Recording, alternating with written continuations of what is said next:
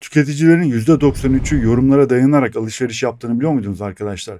Bu yüzden e-ticaret siteleri için yorumlar çok önemli. Merhaba, bugünkü konumuz dediğim gibi yorum eklentisi üzerinde çalışacağız. WooCommerce, WordPress'te tabii ki. WooCommerce e-ticaret sitemizde yorumları nasıl böyle özelleştiririz, güzelleştiririz, biraz daha böyle çarpıcı hale getiririz. Onun hakkında bir video hazırlamak istedim arkadaşlar. Halihazırda zaten bir yorum eklentisi geliyor. WordPress'in içinde zaten yorumlar var ama biz biraz daha böyle özelleştirerek insanların daha böyle ürün hakkında daha fazla bilgi ve yorum yapabileceği bir eklenti kullanacağız. Neden yorumlar? Tabii ki o da var. Yorumları şöyle sıralayabilirim arkadaşlar. Güvenilirlik artışı çok önemli. Neden? Ben bile kendim şahsım e-ticaret sitelerinden alışveriş yaparken özellikle yorumları okurum. Daha önce benden önce almış insanların o ürünle ilgili yaşadıkları deneyimleri, neler yaşadıklarını ya da ürün kalitesiyle ilgili işte bunun gibi şeyler okumak faydalı oluyor. Ürün alırken burada karar verme aşamasında önemli bir rol alıyor. Artı SEO performansını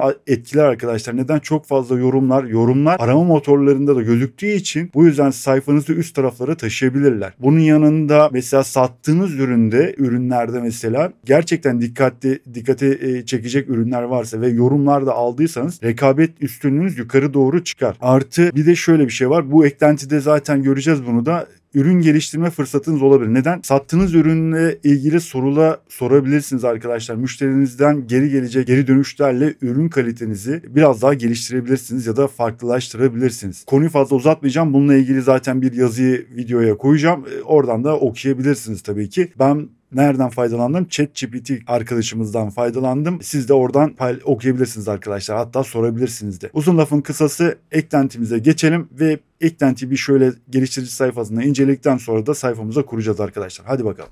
Eklentinin geliştirici sayfasına girdik. WordPress'te geliştiricinin sayfası var arkadaşlar. O İngilizce sayfası tabii ki. Eklentimiz bu. Bakın bu şekilde Customer Reviews for WooCommerce diye İngilizcesi, Türkçesine geçelim. İngilizcemiz çok iyi olmadığı için nasıl söylendiğini bilemiyoruz ama biz Türkçe, sonuçta dilimiz Türkçe anladığımız için Türkçe çeviriyorum hemen. WooCommerce için müşteri yorumları. Şimdi tabii ki önemli alanlar var. Bu linki de videonun açıklamalar kısmına ekleyeceğim arkadaşlar. Her videoda söylüyorum bunu zaten. Kullandığımız eklentilerde özellikle geliştiricinin sayfalarını en azından İngilizcenizde yoksa da Türkçe çevirip okuyun. Çok ciddi bilgiler oluyor. Faydasını görürsünüz. Ben böyle işaretledim bazı kısımları işte. Bakın, mutlu müşteriler en iyi pazarlamacılardır. Evet, yorumların gerçekten çok önemi var. Şimdi yeni bir sayfa oluşturdunuz. Nasıl yorumlar alacağım? Bunu işte dediğim gibi çeşitli pazarlama etkinlikleriyle, stratejileriyle sitenize müşterileri çekip burada tabii ki en fazla yani biraz bütçe ayırmanız lazım ki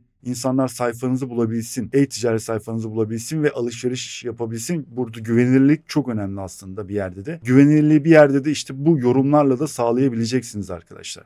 O yüzden bir yorum eklentisi yani aklımdan geçiyordu, yapayım dedim e-ticaretler için. Ya burada çok fazla ayrıntıya girmek istemiyorum. Fazla uzamasını da istemiyorum. Eklenti şu an WordPress sürümümüzde güncel. 60 binin üzerinde zaten kurulum olmuş. Bayağı da güzel ortalaması var. Puan ortalaması 5 yıldız zaten şu an. Ana özellikleri falan ücret, tabii ki biliyorsunuz ücretsiz sürümüyle çalışacağız. Ücretsiz sürümüyle neler yapabiliriz ona bakacağız. Ben denedim, lokal hostumda kullandım. Gerçekten güzel. Ücretsiz sürümüyle işimizi görür. Şöyle bakın arkadaşlar, işte yani özellikleri işte ne varsa bilgiler falan hepsi var. Aşağı doğru inelim bakalım. Videoları da var. Geliştirici videolarını da seyredin. Ben seyrediyorum çünkü güzel oluyor. Bayağı şeyler var. Oradan da faydalanabilirsiniz. Ekran görüntüleri işte, sorular var. Sıkça sorulan sorular. Recaptcha var. Recaptcha ile ilgili tam bir videomuz yok ama kullandığımız eklentilerde bu Recaptcha olayını işlemiştik. Basit bir kurulum var. Ama buradan da mesela Recaptcha web sitesine gidebiliyorsunuz. Oradan da bir anahtar oluşturabilirsiniz. Basit. Çok kolay. Başka bir şey var mı? Burada yok. Şimdi gelelim bizim kendi sayfamıza. Ben lokalde denediğim sayfaya geleceğim. Bakın şimdi arkadaşlar. O lokalde bizim e-ticaret sayfamız, gerçi webde de var, internette de vpalemi.com bizim testlerimizi yaptığımız bir e-ticaret sayfası. E-ticaretle ilgili eklentilerimiz ağırlıklı bu sayfada yapıyoruz, sitede yapıyoruz arkadaşlar. Eklentiyi kurduktan sonra bakın burada zaten halihazırda bir yorumlama, derecelendirme vardı ama onun yanında mesela bunlar geliyor. Bakın 3 inceleme ve 1 cevaplanmış soru. Şuna değinebilirim. Bir şekilde mesela reklam gibi olmasın ama Trendyol'un sayfasındaki durum gibi diyeyim. Hani yorum ve derecelendirme durumu gibi diyeyim. Ona benziyor. Eklentiyi kurduktan sonra bakın aşağı doğru indik. Açıklamalar kısmı marka değerlendirme, marka diye sekmelerimiz vardı zaten bakın. Bunun yanında değerlendirmeler bakın bu şekilde geliyor. Gayet güzel, şık. Burada derecelendirmede mesela işte dediğim gibi insanların yorumlarını teşvik edip hatta eklentinin içinde kupon var. Zaman zaman hatta büyük mağazalarda bunu yapıyor. Belli bir eklenti verdiğiniz zaman yorum yaptığınız zaman bunun karşılığında size mesela hediye kuponu falan gönderiyor da kullandırtıyor falan. Böyle şeyler de var. Bu eklentinin içinde de var aslında kupon sistemi.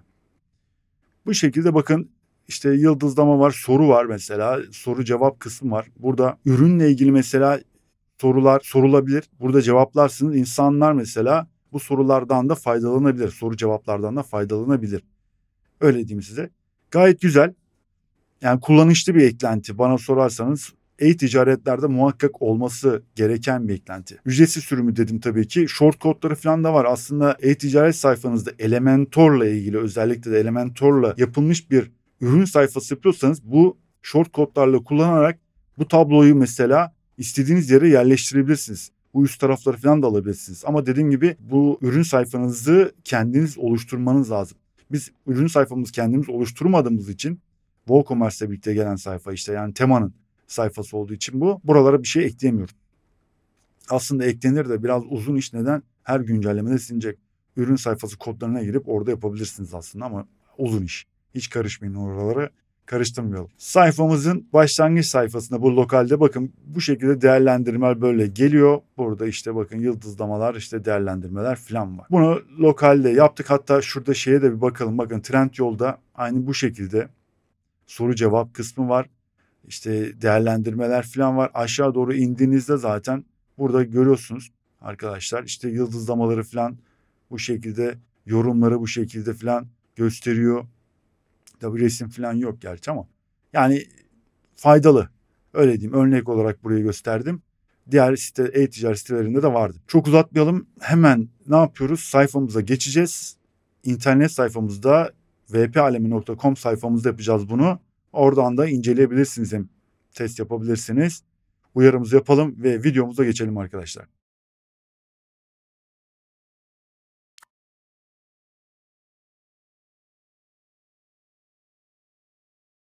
WordPress kontrol paneline geldik ve yapacağımız ilk işlem eklentiyi tabii ki kurmak. Şimdi sol tarafta bayağı bir sekme var, görüyorsunuz arkadaşlar. Bu bizim sayfamız test sayfası. Yani testlerimizi burada yaptığımız için çok eklenti var tabii ki. Bunların videolarını falan hep çektik ettik falan silmedim tabii ki. Bunların hepsi duruyor. Yani sizi şaşırtmasın arkadaşlar. Bu kadar eklenti kullanacaksınız diye bir şey yok. Eklentiler kısmına geliyoruz. Yeni ekle diyoruz ve eklentimizi bulalım. Buraya ismini yapıştıralım. İlk çıkan eklenti zaten bakın Kursrave geliştiricisi zaten bayağı 3 gün önce de güncellemesi olmuş. Eklentiyi kuralım ve aktifleştirelim, etkinleştirelim.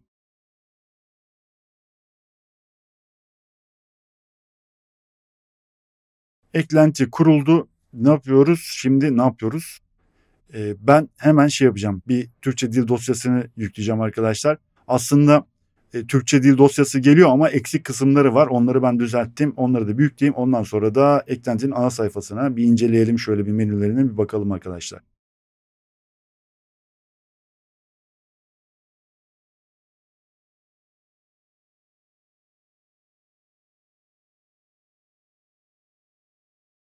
Dil dosyasını da yükledim. Şimdi sol tarafta incelemeler diye geliyor arkadaşlar. Bakın incelemeler. Yalnız buraya geçmeden önce yapmamız gereken bir takım şeyler var. Şimdi kullandığınız tema e-ticaret temasıysa zaten temanın özelliklerinde yorumlar kısmına gelmiştir arkadaşlar. Ama 2-3 yerde bir eklentileri aktifleştirelim. Birinci yer, ilk önce WooCommerce'e bir gelelim. WooCommerce ayarlar kısmında arkadaşlar şurayı bir aktifleştirelim. Zaten aktiftir de büyük bir ihtimalle. Ürünlere geliyoruz. Ürünlerde aşağı doğru gelin arkadaşlar, bakın değerlendirmeler. Ürün değerlendirmelerin etkinleştirir. Bunun açık olması lazım birincisi. Müşteri değerlendirmelerinin doğrulanmış kullanıcı etiketini göster. Evet, olsun. Değerlendirmeler yalnızca doğrulanmış kullanıcılar tarafından bırakılabilir. Buna gerek yok. Misafirleriniz, ziyaretçilerinizde de böyle misafir üye değil de aboneniz değilse mesela sayfanıza onlara da ürün satıyorsanız onu gerek yok. Müşteri değerlendirmeni tamam işte değerlendirme, yıldız derecelendirme etkinleştir. Bunları da aktifleştiriyorsunuz. Burayı yaptık. Ondan sonra WordPress'in arkadaşlar ayarlar kısmına geliyoruz. Tartışma bölümüne giriyorsunuz.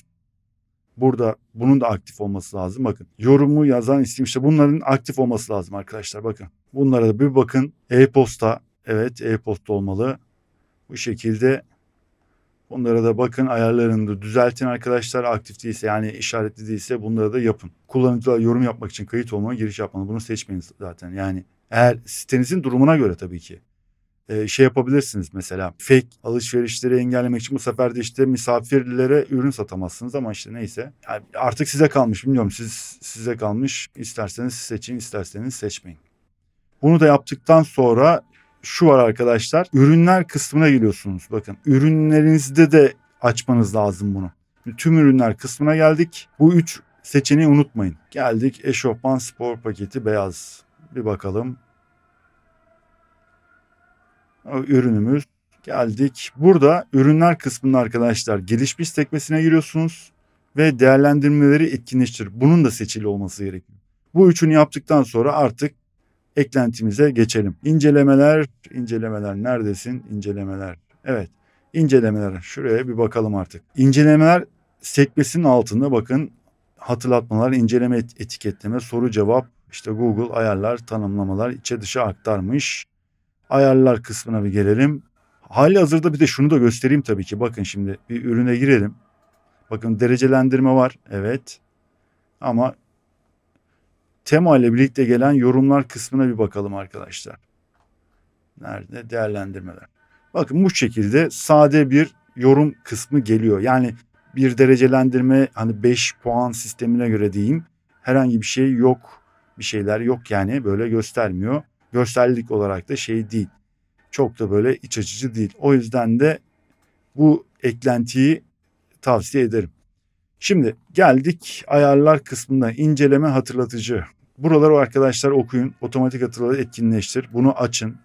Çünkü müşteri e-posta otomatik olarak gönderip hatırlatmak isteyeceğiz. Yani yorum yapmasını isteyeceğiz biz de. Şu an bu ayarları yaptıktan sonra arkadaşlar bakın burada işte hatta şöyle hem şeyi de açalım. Şunu da yapalım arkadaşlar. Şöyle bir taraftan da bazı kısımları da çevirimi yapmış oluruz. Doğrulama olmadan bu şekilde yapıyoruz. Yani ilk başta bir testini yapıp ondan sonra buna geçirebilirsiniz. Yani şunu seçebilirsiniz arkadaşlar. Bakın bu da mesela şunu da çevirelim. Bağımsız olarak doğrulandı. Burada Kursrev yani geliştiricinin vermiş olduğu bir hizmet aslında. Zaten şimdi ileriki şu sekmelerden birinde de lisans anahtarı. Bir tane ücretsiz lisans anahtarı oluşturmamız gerekecek ki eklenti çalışabilsin. Öyle diyeyim hatta. Hatta en başta bunu mu yapsak? Lisans anahtarını alalım olmazsa. Lisans anahtarını aldıktan sonra Kursrev size bunu seçerseniz eğer Kursrev size işte ücretsiz olarak işte bir takım özellikleri ve artı eklentinin çalışmasını sağlayacak size. Hatta lisans anahtarını da alalım. Lisans anahtarı nasıl alınır arkadaşlar? Bakalım. Geldik sekmeye bakalım. Orada işte sizi sayfasına ücretsiz olarak sayfasına zaten yönlendiriyor. Buradan ücretsiz yani bir kayıt olacaksınız e-postanızda kayıt olacaksınız. Ücretsiz bakın yazıyor zaten. Şurada şu kısmı okuyun arkadaşlar. Bakın Kurslev hizmetinin temel özellikleri örnek sosyal medya entegrasyonu, analizler, incelemeleri yanıtlar ücretsiz olarak sunulur. Ancak ücretsiz bir lisans anahtarı gerektirir. Ücretsiz bir lisans anahtarı talep etmişsiniz bla bla bla işte neyse. Hemen ücretsiz bir lisans anahtarı oluşturalım. Ne yapıyoruz? Hemen bir kayıt yapalım buraya. Ondan sonra da devam edelim.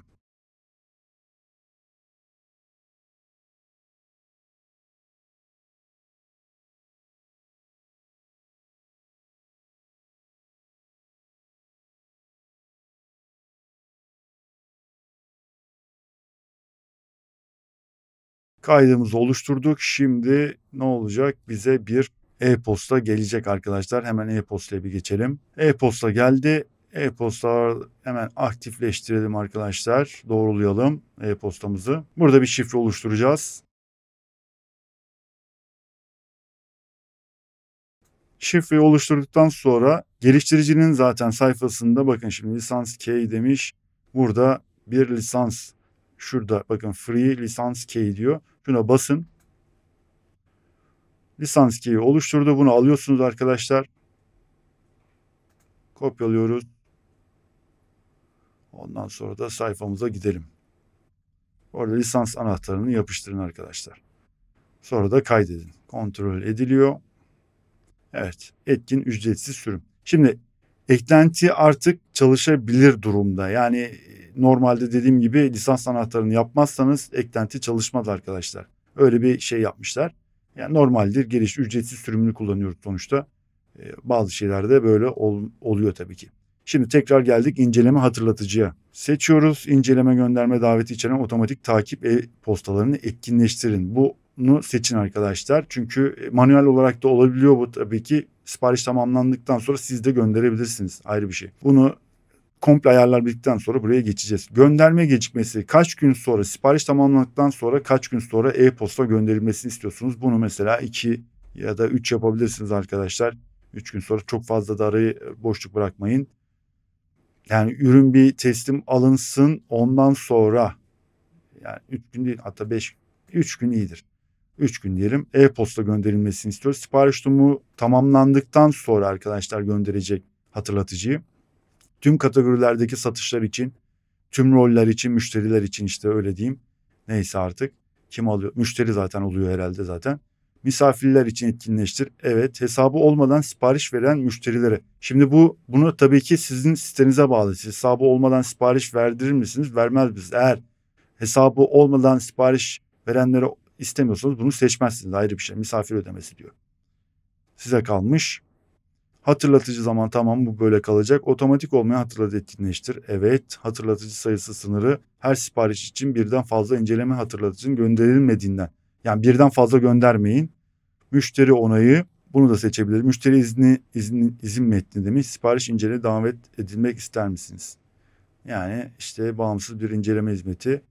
Bilmem ne tamam bunu da gönderebilirsiniz. Varsayılan olarak inceleme hatırlatıcıları ödeme sırasında müşteriler tarafından sağlanan faturalarına e-postalarına gönderilir. Tamam. Bu seçeneğin eklenti müşterinin web sitenizde hesapları olup olmadığını kontrol ederek hesapla ilişkili e-posta inceleme hatırlatıcı gönderecek. Bu çevrenin devre bırakılması önerilir diyor. Bakın bu seçeneği devre dışı bırakılması önerilir diyor.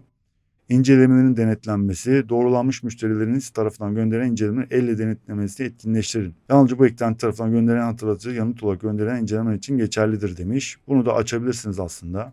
Ondan sonra e-posta şablonu demiş. İnceleme hatırlatıcı e-posta şablonu. Bakalım neymiş, nasıl bir şeymiş. Bakalım. Burada mesela şablonları gösteriyor. İnceleme hatırlatıcı. Yani bizimle olan deneyiminizi değerlendirin. Size özel indirim kuponu hatta yönet diyelim bakalım. WordPress var. Posta işlemcisi. WordPress tamam. Yani sitenizde tabii ki SMTP ayarları olması lazım. Burada işte gönderen yani mağaza ismi, site isminiz falan olacak. Burada şunları da mesela çevirelim. Bizimle deneyiminizi gözden geçirin. Demiş. Yapıştıralım. Yapıştır. Şunu da çevirelim. Nasıl yaptık mı? Nasıl çeviri ya?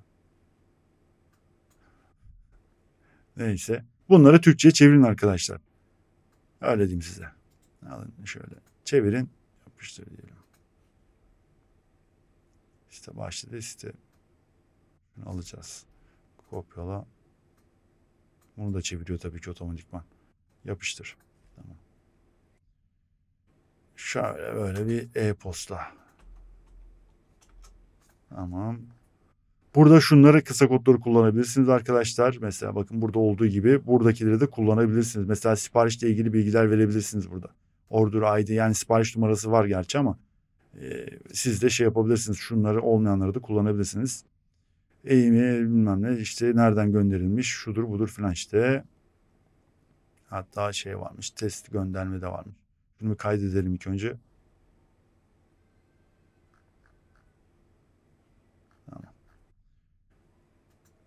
Geçtik tekrar başa. Bunu öyle bir baktım kafanız karışmasın. E-postalara baktık. Formları da inceleyebilirsiniz. Bunları bir kaydettik. Kaydedelim. İşaretlemiştik değil mi? Tamam. Evet, kaydetmedik. Geldik inceleme uzantılarına.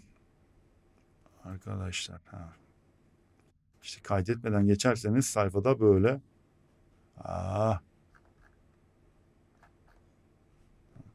İnceleme uzantıları. Bakalım. Görsel stili WooCommerce'in temanın verdiği özellikte ama benim çok hoşuma gitmedi benim kullandığım temada. O yüzden ben Kusrev'inkini seçeceğim arkadaşlar. Daha güzel gözüküyor. Dediğim gibi orada lokalde kullandığım gibi gözükmesini istiyorum. Lightbox devre dışı bırak. Tamam, bunu kapatalım. İncelemeler için oy. Evet, kişilerin inceleme olumlu ve olumsuz oy vermesini sağlayın. Burada o da güzel bir durum çünkü olumlu ve olumsuz oy vermesini sağlayın. Evet. Yo, bu normal zaten. İnceleme özet çubuğu. Evet, bu da olsun. Eklenti markalamasını kaldır. Bu geliştiricinin işte ismini gösteriyor. İşte linkini falan gösteriyor. İsterseniz kaldırabilirsiniz, isterseniz kaldırmazsınız. Doğrulanmış kullanıcı zaten dediğim gibi seçtiğiniz zaman WordPress'in kendi şeklinde mesela ne yazıyordu? Doğrulanmış kullanıcı diye yazar. Orada profilin resminin işte isminin ya da yanında doğrulanmış diye gösterir. Müşteri avatarları standart. Okey. Bunu da geçtik. Değerlendirme formları. Burada mesela yerinde ürün inceleme formu arkadaşlar. Burada bir soru derecelendirme mesela nedir? Mesela işte ürününüzle ilgili bir şey sorabilirsiniz. O da var ama burada ben şunu gördüm. Şey var arkadaşlar, bunu yaptığınız zaman her üründe olması lazım. Mesela ürünlerimizle ilgili işte beğeniyi sorabilirsiniz. Ya da işte sırf ayakkabı satıyorsanız ayakkabılar ne kadar rahat mesela demiş. Örneğin konfor. Bununla ilgili bir şey. Ama dediğim gibi bu genel oluyor arkadaşlar. Ben bunu mesela şey yapmadım. Nasıl diyeyim size? Bütün ürünlerde geçiyor bu. Hatta bir tane de örnek yapalım. Yapalım bir tane. Ayakkabılar ne kadar rahat dedik. Tamam, soruyu soralım. Konforlu mu? Tamam, onayla diyelim. Soru da mesela dediğim gibi soru da arkadaşlar burada ama şu var, şunu yaptığınız zaman değerlendirmede yıldızlama şeklinde gelecek arkadaşlar. Soruda ise farklı. Soruda da gene şimdi bütün ürünlerde çıkacak bu ama dediğim gibi tek tip ürün satıyorsanız evet soru sorabilirsiniz. Bu geri dönüşüm almak için müşterilerinizin mesela ağırlıklı olarak yani ne bileyim bir etkileşim yaratmak için oradan gelecek bir bilgiyle mesela ürünlerinizde bir değişiklik ya da işte yenileme falan ne bileyim optimizasyon şartları değiştirebilirsiniz. Öyle bir şey değil. Resim ve video ekleme evet olsun. Medya dosyasının miktarı 5 tane diyelim. Büyüklüğü de arkadaşlar işte artık web alanınızla alakalı ne kadar büyük işte geniş alanınız varsa ona göre şey yapabilirsiniz. Ben 2 MB diyorum, megabayt yeter. İncelemeler için CAPTCHA evet kullanın. Yani en azından fake yorumları engellemek için, sahte hesapları engellemek için bir yerde kullanmanız lazım bence. Şu an hani ben boş bırakacağım ama siz lütfen CAPTCHA'nızı alın ve lisans anahtarlarını girin arkadaşlar. Ücretsizdir CAPTCHA. Toplu inceleme formu, form başlığı. Hemen şunları da 2 dakika Türkçeleştirelim. Nasıl yaptık diyor. Neyse yapıştıralım. Gerektiğinde siz değiştirirsiniz arkadaşlar. Önemli olan nerelerde çıkıyor ona bir bakın. Lütfen site adı demiş. Tamam. Yapıştırdık. Mağaza derecelendirmesi, ürün incelemelerine yönelik soruları ek olarak genel bir mağaza incelemesi için için etkinleştirin demiş. Tamam, bu da kalsın. Yorum müşterinizi incelemeye bir şey yazmasını zorunlu kılmak istiyorsanız seçenek yalnızca toplu inceleme formları için geçerlidir diyor. Yok. İşaretlemiyorum. Ortam ekle yerel toplu inceleme formları resim video eklemede etkinleştirin demiş. Geçtik. Kaydediyoruz arkadaşlar. İndirim için inceleme demiş. Bakalım. İndirim için eğer indirilebilir ürünler, sanal ürünler, dijital ürünler falan satıyorsanız da bunu etkinleştirin tabii ki. Ne var? E-posta adresimiz. Burada mesela indirim katmanları falan demiş arkadaşlar. Burada e-posta falan ya e-posta diyorum. Kupon oluşturabilirsiniz mesela. İşte indirim katmanı bir veya fotoğraf veya videolar. Mesela ne yapabilirsiniz? Bir veya daha fazla mesela kupon türü, mevcut kupon, yeni kupon oluştursun. İşte rolleri seçin demiş. Buradan kuponlarınızı mesela oluşturabilirsiniz arkadaşlar. Buradaki özellikleri kullanarak belli bir seviyeye geldiği zaman ücret otomatik olarak kuponlar kullanılabiliyor. Öyle diyor geliştirici de. Bunları doldurmanız lazım tabii ki. Bunu geçiyorum ben. Bayağı uzun sürüyor yoksa o da. Bakıyoruz, tamam, burada da bir şey yok, geçtik. Lisans anahtarına zaten girdik. Tamam. Güven rozetleri diyor. Burada bu da güzel bir şey arkadaşlar. Sayfanızın belli yerlerine kısa kodları kullanarak mesela şu görselleri kullanabilirsiniz. Yani müşterilerinizin vermiş olduğu oylamaları mesela orada gösterebilirsiniz. Sayfanızın belli alanlarında mesela böyle rozetler falan var. Bakın bunlar hep kısa kodlar. Bu kısa kodları kullanabilirsiniz sayfanızda. Dediğim gibi widget olarak da kullanılabiliyor bu çünkü. Widgetleri de var zaten herhalde, öyle diyordu. Widget olarak kullanmamıştım ama ben widget olarak da var. Bu şekilde bunları sayfanızda güzel bir yerde kullanabilirsiniz arkadaşlar. Bakın.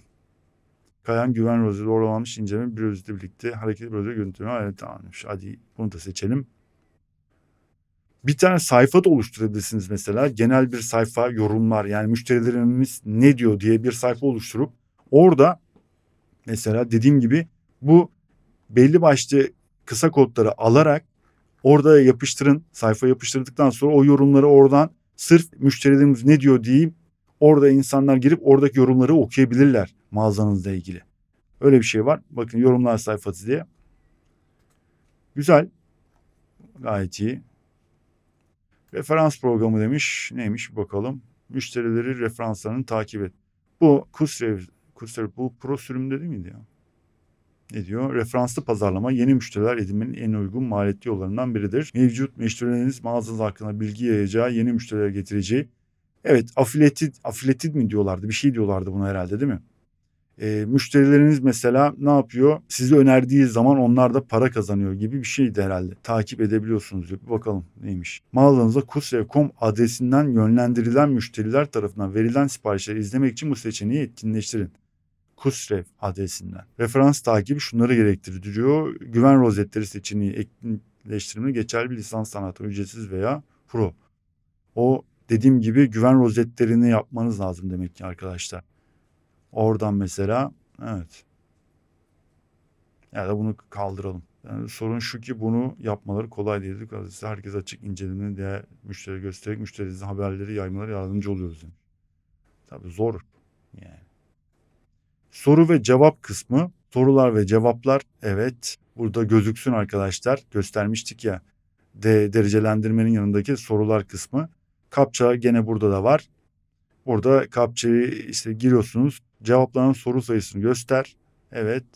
Yanıt bildirimleri, birisi bir soruya yanıt verdi. Bildirim göndermek için bu seçeneği etkinleştirin demiş. Tamam. Bildirim olduğunda, sorunun cevabı olduğunda ya da soru yazdığında e-postaya bildirilecek olacak. Bunu da kaydettik. Kısa kodlara geçelim. Bakın. Kısa kodlar ve Gutenberg blokları. Dediğim gibi widgetlerde falan blok tarzında da kullanabiliyorsun. Onu da işaretleyelim. Bütün mesela derecelendirmeler, yorumlar. Pencere şeklinde bakın.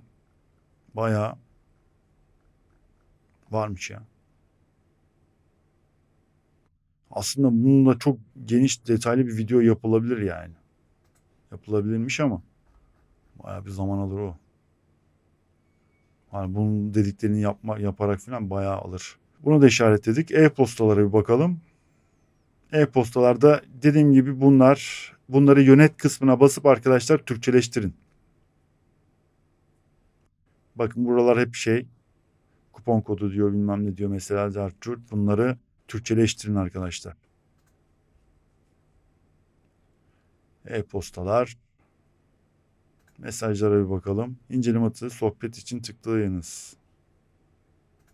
Bakalım buna. Bir Türkçeleştirelim. Burada WhatsApp. Evet, WhatsApp telefon numaranızı giriyorsunuz. Bu da güzel bir özellik ve ücretsiz sürümüyle olması güzelmiş bakın arkadaşlar bu. Evet. Yapıştır. Telefon numaramızı yazalım mı? Siz telefon numaranızı yazın arkadaşlar, deneyin bence. Tamamdır. Evet, inceledik arkadaşlar. Yani eklentinin ayarlar kısmı bu. Hatırlatmalara bakalım şimdi. Herhangi bir şey yok. İncelemelerde bir şey yok. İnceleme etiketlemeye bakalım. Yok. Bir şey herhalde. Etiket yok. Soru cevaba bakalım. Onda da bir şey yok. Google'a bir bakalım ne diyor.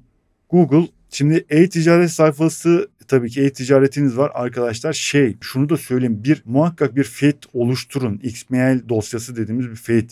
Burada çünkü Google arama motoru e-ticaretler için endeksleme, yani nasıl diyeyim size, sayfada gösterilme şekli farklı çalışır. Ürününüzün işte GİT'in, NPM marka dediğimiz hani kısımları doldurduğunuz zaman fiyatları, bunları farklı bir şekilde indeksler. Bu yüzden yani bu eklentinin haricinde zaten bir FET, yani Google FET eklentisi, XML eklentisi kurmanız lazım sayfanıza. E-ticaret yapıyorsanız bunun faydasını görürsünüz. Ben çok geçmiş zamanda gene bir e-ticaret sayfam vardı ama şu an kapalı. Keşke hani online olsaydı gösterirdim size o şekilde de. Arama motorlarında bayağı etkili oluyor. O yüzden de burayı bence okuyun. Eğer sayfanızda da yoksa varyasyon, işte bakın ürün beslemesi, yani FET dediğim RSS FET işte beslemesi. Bunu yapın arkadaşlar, sayfanızda faydası olur. Bakın kategori ve ürünler, Google'un bu şeyi var. Bakın burada bayağı işte kategorideki ürünleri falan seçmiş, şu bu bilmem ne falan. Ürün tanımlayıcıları. Bununla ilgili bir videom yok tabii ki, ne yazık ki. Geçin NPM marka, bunları tabii ki doldurmanız falan lazım. Bayağı güzel, bakın bu. Bu da güzel. Arama için, yani arama motoru, arama optimizasyonu, SEO için önemli bir şey bu arkadaşlar. Başka bir şey, ürünleri, incelemeler falan demiş. Tamam, geç. Ayarlara baktık. Tanımlamalar neymiş? Ona bir bakalım. Orada sitemizin durumunu gösteriyor. Tamam. Sıkıntı yok. İçe dışa aktar kısmı varmış bir de. Bakalım.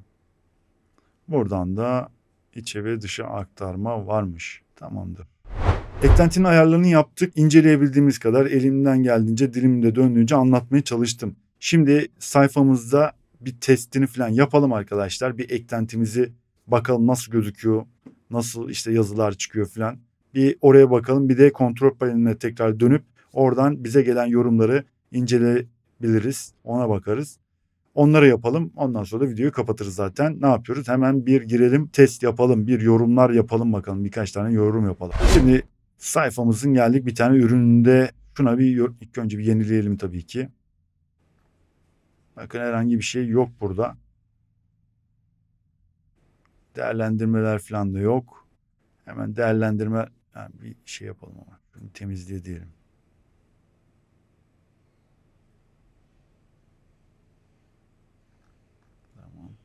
Tamam. Cache'leri, bir ön belleği temizledik. Şimdi değerlendirmeler kısmına geldik arkadaşlar. Bakın. Eşofman spor paketi beyaz için yorum yapan ilk kişi siz olun demiş. Genel değerlendirme, herhangi bir oy vermedik. Biz ne yapıyoruz? Bir 5 yıldız verelim. Ayakkabılar ne kadar rahat.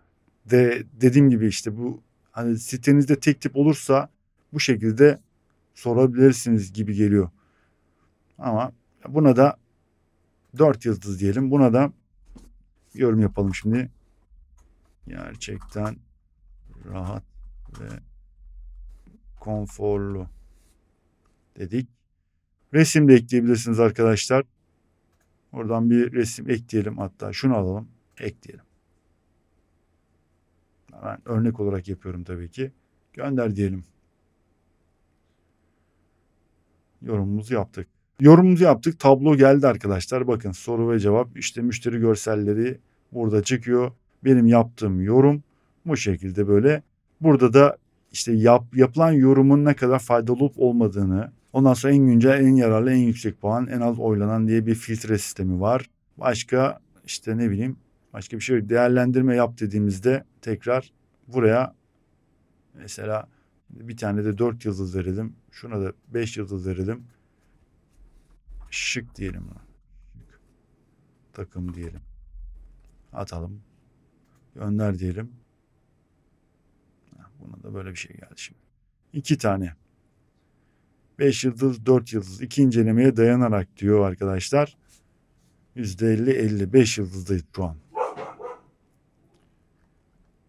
Soru cevap kısmına bir gelelim. Bakın değerlendirme 2 tane var diyor. Soru cevap kısmına gelelim. Herhangi bir soru sorulduysa soruyla ilgili mesela burada bir aratabilirsiniz. Daha önce yapılmış hani sorular, cevaplar varsa ya da ilk defa bir soru sorulacaksa şu kısma soru sorun diyor mesela. Buraya bastığınızda böyle bir şey çıkar. Sorunuza mesela hangi bedenler bulunur diyelim. Gönder. Diyelim bakalım. Şimdi bir tane soru. Soruyu da yapalım. Sorunuz alındı ve yakında cevaplanacak. Lütfen aynı soruyu tekrar göndermeyin. Evet. Güzel. Bakın yorum yaptıkça da mesela derecelendirmeler yaptıkça da sağda şurada hatta şöyle yapalım. Sağ alt kısımda bakın müşterilerimiz ne diyor. Bakın genel bir değerlendirme, derecelendirme olacak aslında. Şimdi başka bir ürüne girelim arkadaşlar ya. Başka bir ürün şuna bakalım. Geldik. Ne bakalım. Buna da bir şöyle 1 yıldız veriyorum. 1 yıldız diyorum. Rengi soluk. Beğenmedim. Beğenmedim dedim. Gönderdim. Bakın 2 inceleme 5 yıldıza yakındı. Direkt 3 yıldıza indi arkadaşlar bakın. Yani sayfanızdaki ürünlerin öyle diyeyim size hani komple toplam ortalamasını gösteriyor size burada. Müşterilerimiz ne diyor diye. Bakın mağaza puanı derecelendirilmesi inceleme mağaza puanı ürün derecelendirmesi. Bu şekilde bakın yorumlarımız geldi. Bunu kapatabilirsiniz böyle. Buradan mesela artıya basarsak 1 oldu. Daha cevap vermedik tabii ki soruya. Şimdi bu da bu şekilde arkadaşlar. Şimdi gelelim tekrar mağazaya. Buraya bakacağım arkadaşlar bir dakika. Nerede bizim? Ana sayfaya bir gelelim.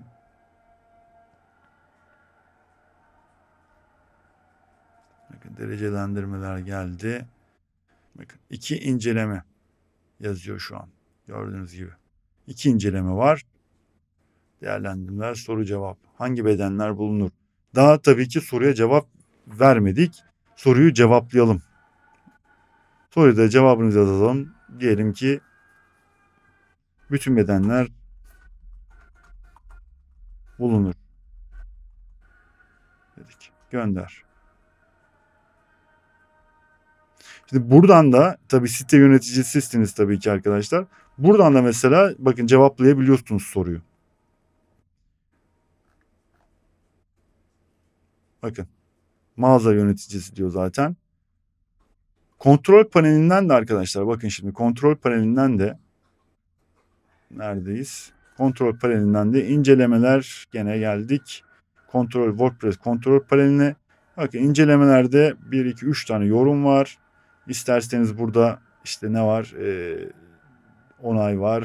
Onayı kaldır, onayı kaldır demişiz. Buradan da takip edebilirsiniz.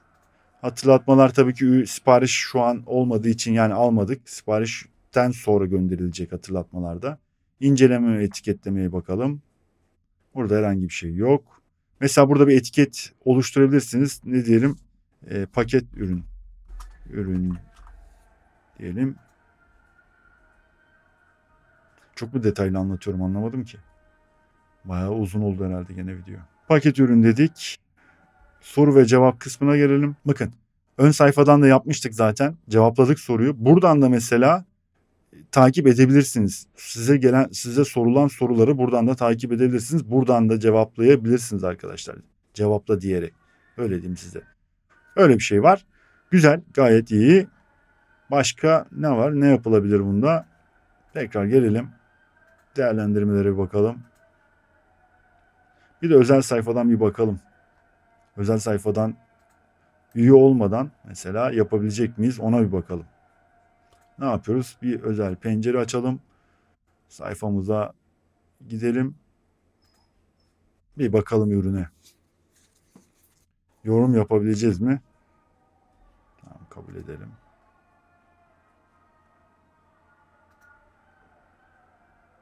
Ürüne bir geldik. Değerlendirme yap diyor. Genel değerlendirme 2 diyorum. Ona da 3 diyorum. Çok güzel. Bakın. Bir dahaki seferin yorum yaptığımda kullanılmak üzere adımı ve e-posta adresimi ve web site adresimi bu tarayıcıya kaydet. Eğer ürünü zaten aldıysa, doğrulandıysa, mesela ürün siparişi tamamladıktan sonra yorum yaptığımı orada zaten doğrulanmış kullanıcı olarak gösterecektir. Rozet olacaktır zaten. O şekilde mesela ne bileyim faydası olur. Gösterir mesela. Şimdi şuraya ben aklım başka bir yere gitti bir anda ya. İsim diyelim. Bir dakika. Abuzer. E-postada mesela Maxentmate olsun. Tamam. Göndersin bakalım. Gönder.